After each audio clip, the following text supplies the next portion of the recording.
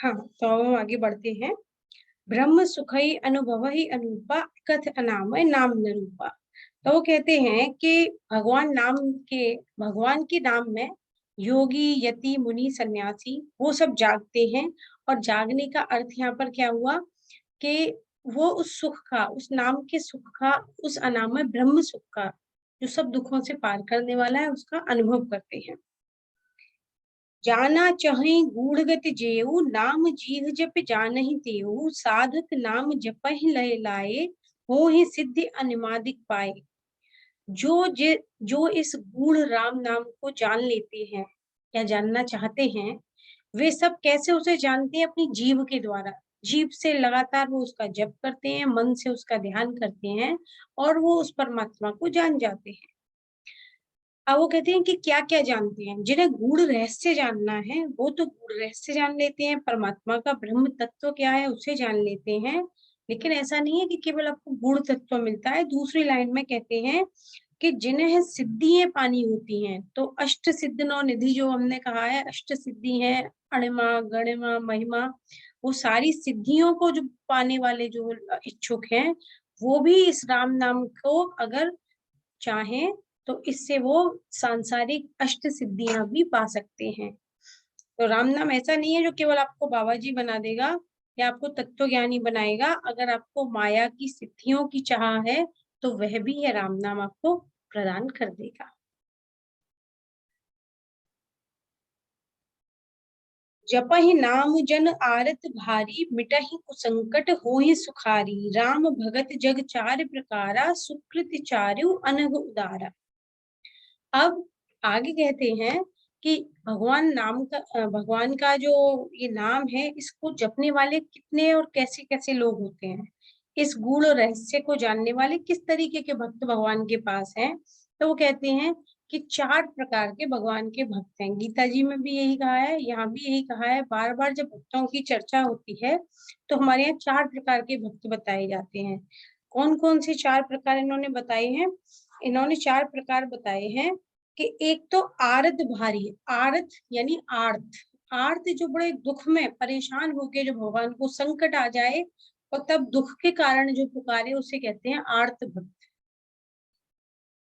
और इसके अलावा और कौन कौन से कहे गए हैं? आर्त के अलावा जो दूसरे भक्त बताए गए हैं वो है अर्थार्थी, जो अपनी कामनाओं के लिए। हम में से ज्यादातर लोग भगवान के पास कैसे जाते हैं? किसी न किसी इच्छा या कामना की पूर्ति के लिए। कोई हमारी इच्छा है, कोई अभिलाषा है जिसकी हम पूर्ति करना चाहते हैं, इसके लिए हम प्रार्थना करते हैं भगवान ये दे दो, वो दे दो, ये कर दो, वो कर दो। तो जो किसी अर्थ से, किसी कारण से भगवान के पास जाते हैं वो अर्थार्थी। जो किसी संकट को दूर करवाने के लिए जाते हैं वो आर्थ। जो किसी जिज्ञासा के कारण, कि संसार क्यों बना, मेरे साथ ऐसा क्यों होता है, मैं कौन हूँ, जिनके पास कोई जिज्ञासा है, जिज्ञासा से जाते हैं, वो जिज्ञासु। और जो भगवान को जान चुके और जानने के बाद उनको दूसरा कोई कारण या दूसरा कोई प्रेम ही संसार में नजर नहीं आता। उनका प्रेम इसीलिए है क्योंकि वो उनको जान चुके हैं, वो हुए ज्ञानी। तो ये कहते हैं कि राम भगत जग चार प्रकारा, चारों ही प्रकार के भक्तों को भगवान प्रेम करते हैं। चारों प्रकार के भक्तों को भगवान प्रेम करते हैं।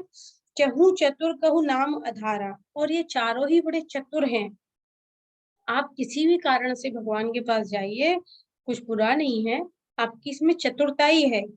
क्योंकि भगवान संकट से बचाने के लिए भी सांसारिक किसी व्यक्ति के पास जाने से बढ़िया है भगवान के पास जाएं। किसी कामना की प्राप्ति के लिए भी किसी सांसारिक व्यक्ति के सामने गिड़गिड़ाने से अच्छा है हम भगवान से मांगे जो सबको सब कुछ देने लायक है। अगर हमारी कोई जानने की इच्छा है, कोई विशेष जिज्ञासा है, तो उसको भी हमारी को दूर करने में प्रभु ही सक्षम है। और ज्ञानी तो जो परमात्मा को जान लेता है वो उनसे प्रेम के अतिरिक्त और कुछ कर ही नहीं पाता। तो वो कहते हैं भगवान को चारों ही भक्त प्रिय हैं, पर इसमें ज्ञानी प्रभु ही विशेष प्यारा। ज्ञानी प्रभु को लेकिन विशेष प्रिय है। क्यों? क्योंकि बाकी तीन अपनी किसी न किसी कामना की पूर्ति के लिए आए हैं। चाहे कोई अपनी जिज्ञासा की शांति के लिए आया है, कामना की शांति के लिए आया है, या संकट के निराकरण के लिए आया है।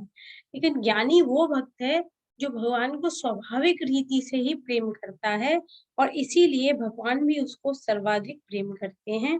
हालांकि चारों ही पुण्यात्मा हैं, चारों ही पाप रहित हो जाते हैं भगवान का नाम जपने से, और चारों का ही स्वभाव सरल होने लगता है प्रभु की कृपा से। सकल कामनाहीन जे राम भगत रसलीन, नाम सुप्रेम पीयूष हृद तिनहु किए मन मीन। अब इसका अर्थ हुआ कि सकल कामनाहीन जी, जिनकी सारी कामनाएं नष्ट हो गई हैं और जिनका मन भगवान राम की भक्ति के रस में लीन हो गया है, जो नाम सुप्रेम पीयूष हृद, जो भगवान के नाम के प्रेम के सरोवर में डूब रहे हैं, उसी उसी सरोवर में, जैसे कि कोई एक बहुत बढ़िया सा स्विमिंग पूल इस गर्मी के माहौल में आपको मिल जाए और आप उसमें कूद पड़े और वो पानी इतना ठंडा, इतना अच्छा, इतना सुगंधित हो कि आपका इस गर्मी में बाहर निकलने का मन ही न करे। तो उससे भी हजारों करोड़ों गुना कोई बहुत बढ़िया अगर सरोवर हो सकता है तो उसकी कल्पना कीजिए। वैसा अमृत रूपी सरोवर है वो भगवान राम का नाम का सरोवर है, जिसमें ज्ञानी तैरता रहता है। वो नाम रूपी सुधा का निरंतर आस्वादन करते रहते हैं और क्षण भर के लिए भी वो इससे अलग रहना नहीं चाहते। आगे, अगुण सगुण दुई ब्रह्म स्वरूपा, अकथ अगाध अनादि अनूपा, मोरे मत बढ़ नाम दुहूते, किए जे ही जुग निज बस पूते। अब ब्रह्म के दो प्रकारों की चर्चा करते हैं कि निर्गुण और सगुण। ब्रह्म के दो स्वरूप हैं, दोनों ही स्वरूप हमारे लिए आदरणीय, वंदनीय और अकथनीय, अगाह, अनादि, अनुपम है। दोनों ही स्वरूप के प्रति पूरी श्रद्धा रखते हुए भी तुलसीदास जी बड़े विनम्र स्वर से धीरे से फिर कहते हैं, मोरे मत बढ़ नाम दुहूते, कि दोनों के प्रति अगाध श्रद्धा रखते हुए भी मैं धीरे से कहना चाहता हूँ कि मुझसे पूछा जाए तो नाम भगवान का इन दोनों से ही बड़ा है। क्यों? क्योंकि नाम ने दोनों ही स्वरूपों को वश में कर रखा है। चाहे आप कबीर के निर्गुण राम की बात कीजिए अथवा आप दशरथ नंदन भगवान राम सगुण स्वरूप की बात कीजिए, इन दोनों को ही वश में करने वाला इनका नाम है। प्रौण सुजन जन जान ही जन की, कहूं प्रतीति प्रीति रुच मन की, एक दारुगत देखिए एकु, पावक समझु ब्रह्म विवेकु। अब वो कहते हैं कि सज्जनगण मेरी इस बात को केवल ठिठाई या केवल एक काव्योक्ति ना समझे कि बस कहने के लिए कह दिया, तुकबंदी बनाने के लिए कह दिया।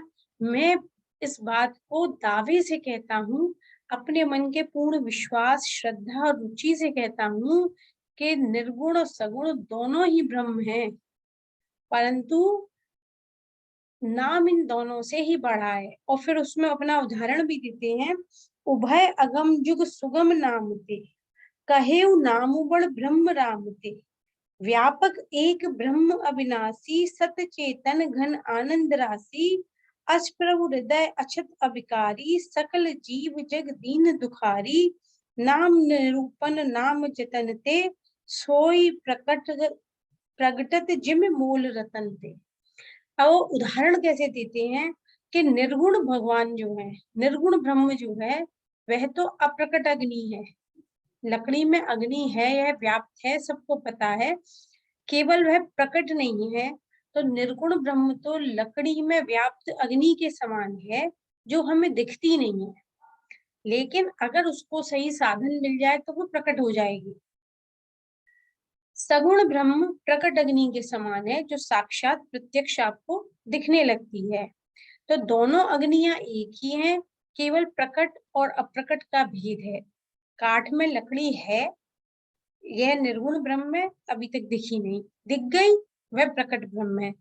लेकिन इन दोनों के होने पर भी, दोनों के होने पर भी वो कहते हैं कि नाम इन दोनों से ज्यादा है। क्यों? क्योंकि ब्रह्म दोनों एक ही हुए, एक दिखा एक नहीं दिखा, पर काठ में लकड़ी है और काठ में अग्नि है और वह अग्नि ब्रह्म है। प्रकट है या अप्रकट है, यही निर्गुण और सगुण का ब्रह्म का भेद है। परंतु नाम इन दोनों से बड़ा है क्योंकि नाम के वश में ये दोनों अग्नि है। अग्नि से पहचान, अग्नि शब्द से आप दोनों ही अग्नि को पहचानोगे, चाहे वो प्रकट हो या प्रकट। ऐसे ही नाम से आप दोनों ही राम को पहचान लोगे, चाहे वो निर्गुण हो या वो सगुण हो। और अगर नाम आपको नहीं पता होगा तो आपको इनकी पहचान करने में बड़ी देर लगेगी, आपके लिए बड़ी मुश्किल होगी। तो इसीलिए वो कहते हैं कि मैं नाम को निर्गुण ब्रह्म से और सगुण ब्रह्म दोनों से बड़ा कहता हूँ। ब्रह्म व्यापक है, ब्रह्म एक है, ब्रह्म अविनाशी है, और वह सत्य चैतन्य और आनंद की राशि है। और यह सच्चित आनंद किसके वश में है? नाम के वश में है। आगे कहते हैं, निर्गुण ते एहि बात बड़, नाम प्रभाव अपार, कहो नाम बड़ राम के निज विचार अनुसार। ये हमने अभी बात की कि नाम दोनों से बड़ा है, निर्गुण से भी और सगुण से भी। अब उदाहरण आगे फिर से देते हुए कैसे कहते हैं,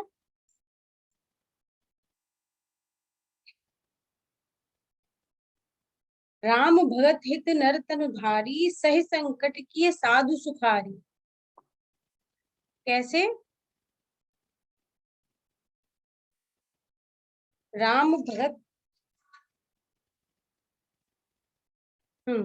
राम भगत हित नर तनु धारी, सही संकट किए साधु सुखारी। अब इसमें वो फिर से, पहले उन्होंने निर्गुण ब्रह्म से नाम बड़ा बताया, फिर सगुण ब्रह्म से नाम बड़ा बता रहे हैं। कैसे बता रहे हैं कि भगवान राम जब इस धराधाम पे आए तो उन्होंने खुद संकटों को सहा, और तब जाकर उन्होंने आपके संकटों को दूर किया। सह संकट किए साधु सुखारी, साधुओं को सुखी करने के लिए भगवान ने खूब सारे संकटों को बर्दाश्त किया, और उसके बाद में सहज ही दूसरों का उन्होंने कल्याण किया। लेकिन यहाँ पर वो कहते हैं, नाम सप्रेम जपत अनयासा, भगत हुए मुद मंगल बासा। अगर साधुओं को सुखी करना था तो भगवान राम को कष्ट सहना पड़ा, लेकिन नाम को अगर आप सप्रेम जपो, भगवान का नाम जप करो, तो उससे क्या होता है कि बिना किसी कष्ट के, अनायासी, बिना किसी प्रयास के ही, भगत हुए मुद मंगल बासा, भक्तों का मन प्रसन्न हो जाता है और मंगल का वास हो जाता है, आनंद और कल्याण का वास अपने आप होने लगता है, बिना किसी परमात्मा को कष्ट दिए। केवल आप नाम लीजिए और नाम से अपने आप ही आपके पास मंगल और कल्याण, मंगल का वास होने लगेगा, आपके संकट अपने आप दूर होने लगेंगे। राम एक तापस्तीय तारी, नाम कोटि खल कुमति सुधारी, ऋषिहित राम सुकेतु सुता की, सहित सेन सुत कीन विवाह की। राम जी ने आकर एक तापस्तीय को तारा, एक अहिल्या को तारा, जो माता अहिल्या पत्थर की शिला बन गई थी अपने पति गौतम ऋषि के श्राप से। तो श्री राम ने आकर अपने चरण के स्पर्श से उस एक तीय को तारा। नाम कोटि खल कुमति सुधारी, लेकिन भगवान के नाम ने क्या किया? नाम ने तो करोड़ों दुष्टों की बिगड़ी हुई मति को, बुद्धि को सुधार दिया। श्री राम जी ने क्या किया? जब वो आए, ऋषि के हित में जब वो आए, भगवान विश्वामित्र उनको अपने साथ लेकर आए यज्ञ की रक्षा के लिए, तो उन्होंने एक यहाँ पर जो नाम दिया है सुकेतु सुता, ये सुकेतु यक्ष की कन्या थी ताड़का, जिसको भगवान श्री राम ने मोक्ष प्रदान की। तो उस ताड़का की सेना और उसके पुत्र सुबाहु को उन्होंने समाप्त किया ऋषि विश्वामित्र के यज्ञ की रक्षा के लिए। लेकिन भगवान के नाम ने क्या किया? भगवान के नाम ने अपने भक्तों के दोष, दुख, दुराशाओं को दूर करने के लिए एक सूर्य के समान कार्य किया। और जैसे एक सूर्य उदित होता है तो करोड़ों कितने भी करोड़ों जीव ऐसे जो कि अंधेरे में घिरे हों, उन सबका अंधेरा एक क्षण में दूर हो जाता है। अलग अलग से सूर्य एक एक के पास नहीं जाता, एक सूर्य का उदय होना और संपूर्ण संसार में प्रभात आ जाता है। उसी प्रकार जैसे ही भगवान का नाम आप बोलते हैं तो वह भक्तों के दुख, दोष और दुराशाओं को क्षण में दूर कर देता है, बिल्कुल सूर्य के समान। उसे एक एक के पास नहीं जाना पड़ता। तो यहाँ पर वो फिर से उदाहरण से बता रहे हैं कि भगवान राम से भी ज्यादा बड़ा राम का नाम है। भंजऊ राम आपु भव चापू, भव भय भंजन नाम प्रतापू। दंडक बनु प्रभु कीन सुहावन, जन मन अमित नाम किए पावन। निश्चर निकर दले रघुनंदन, नाम सकल कलि कलुष निकंदन। वो कहते हैं कि भगवान ने तो स्वयं शिव जी का धनुष तोड़ा, सीता जी के विवाह में स्वयंवर में भगवान ने एक धनुष तोड़ा, और उनके नाम ने कितने कितने ही संसार के भयों का ही नाश कर दिया। एक धनुष तोड़ा स्वयं भगवान श्री राम ने, और उनके नाम के प्रताप ने कितने संसार के भयों को तोड़ दिया। जो उनके जो संसार में तरह तरह के भय लोगों को प्रताड़ित करते हैं, क्या वो किसी दंड से कम है? क्या वो किसी धनुष से कम है? तो वो कहते हैं इतने भयंकर दुखों को नाश करने के लिए एक उनका नाम काफी है। धनुष तोड़ना था तो स्वयं उन्हें आना पड़ा, लेकिन इतने सारे संसार के जो भय हैं उनको नष्ट करने के लिए उनका नाम ही काफी है, उन्हें आना भी नहीं पड़ेगा। सबरी गीध सुसेवकनी, सुगत दीन रघुनाथ। नाम उधारे अमित खल, वेद विदित गुणगाथ। अब वो कहते हैं कि कितने सारे लोग हैं जिनको भगवान श्री राम ने दंडक बनु प्रभु कीन सुहावन, जन मन अमित नाम किए पावन। निश्चर निकर दले रघुनंदन, नाम सकल कलि कलुष निकंदन। भगवान राम ने स्वयं आके दंडक वन को सुहावना किया, और नाम ने अमित लोगों के, अमित अर्थात अगणित अगणित लोगों के मन को पावन किया। भगवान श्री राम ने आकर राक्षसों के दलों को मारा, और नाम ने तो सारे ही पापों के समूह को मार दिया है। अगर आप भगवान की कथा का श्रवण करते हैं तो आप देखते हैं जब भगवान स्वयं आए, उन्होंने दंडक वन को सुहावना किया, और नाम ने असंख्य मनुष्यों के मन पवित्र कर दिए। भगवान श्री रघुनाथ जी ने राक्षसों को मारा, और कलयुग में सारे पापों की जड़ को उखाड़ने में अगर समर्थ कोई है तो वो भगवान का अकेला नाम है। कलयुग में आप बहुत सारा तप नहीं कर सकते, बहुत सारा दान भी करना मुश्किल है, कलयुग में बहुत सारा व्रतों का पालन भी मुश्किल है। कलयुग में सबसे सरल और पाप की जड़ को उखाड़ने वाला अगर कुछ है तो वह भगवान राम के नाम का जप है। और वो कहते हैं कि सबरी गीध, सबरी शबरी, माता शबरी और जटायु जैसे सेवकों को मुक्ति प्रदान की भगवान श्री राम ने अपने अवतार में, लेकिन नाम ने तो पता नहीं कितने लोगों को उद्धार कर दिया, कितने लोगों को उन्होंने मोक्ष प्रदान की। तो भगवान ने आके जितने लोगों को मुक्ति दी होगी उससे कहीं करोड़ों ज्यादा लोगों को मुक्ति उनके नाम ने दी है। और इसकी कथा तुलसीदास जी कहते हैं ये कथा तो लोक में प्रसिद्ध है, मैं अलग से क्या बताऊं। राम सुकंठ विभीषण दो, राखे सरन जान सबको। नाम गरीब अनेक निवाजे, लोक वेदबर बिरिद बिराजे। राम भालु कपि कटुक बटोरा, सेतु हेतु श्रम कीन न थोरा। नाम लेत भव सिंधु सुखाही, करहु विचार सुजन मन माही। यहाँ कहते हैं कि श्री राम जी ने सुग्रीव विभीषण दोनों को शरण में रखा, सब जानते हैं, लेकिन नाम ने तो अनेकों गरीबों को, गरीब अनेक निवाजे, अनेकों गरीबों को अपनी शरण में रखा है, उनको तारा है। नाम का है सुंदर विरद, विरद का अर्थ है कि नाम की ये महिमा लोक में विशेष रूप से व्याप्त है, सब लोगों को पता है। और श्री राम ने तो भालू और बंदरों की सेना बटोरी, समुद्र पे पुल बांधा, और बहुत सारा परिश्रम करना पड़ा उन्हें। कीन न थोड़ा, यानी थोड़ा नहीं, बहुत परिश्रम किया समुद्र पर बांध का निर्माण करने के लिए।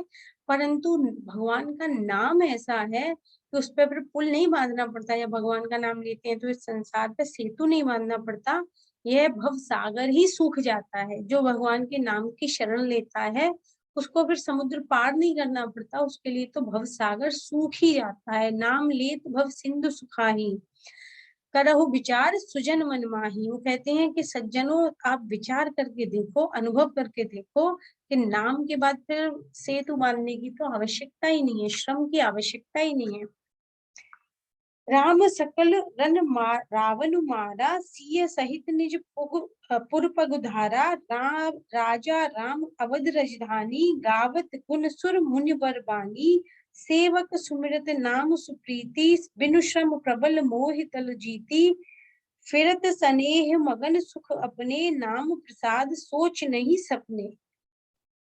अब कहते हैं कि श्री रामचंद्र जी ने कुटुंब सहित रावण को युद्ध में मारा और सीता जी को फिर लेकर अपने नगर अयोध्या में प्रवेश किया।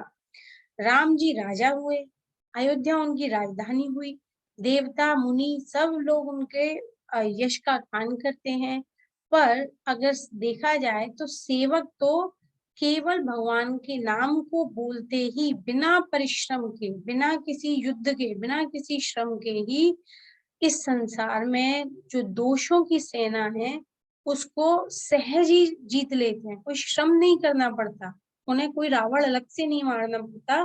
केवल नाम जप ही उनके लिए सारे विघ्नों को, सारे दोषों को नष्ट कर देता है, अपने आप कर देता है। उन्हें कोई श्रम नहीं करना पड़ता और नाम के ही प्रसाद से उन्हें सपने में भी कोई चिंता नहीं व्यापा करती। इसका अर्थ है जिसने एक बार राम नाम का आश्रय ले लिया वह फिर स्वयं अपनी कोई चिंता ही नहीं करता, क्योंकि वो सारी चिंता प्रभु परमात्मा श्री राम को दे देता है। ब्रह्म राम ते नाम बड़, वरदायक वरदान। रामचरित सतकोटि मह, लिय महेश जिय जान।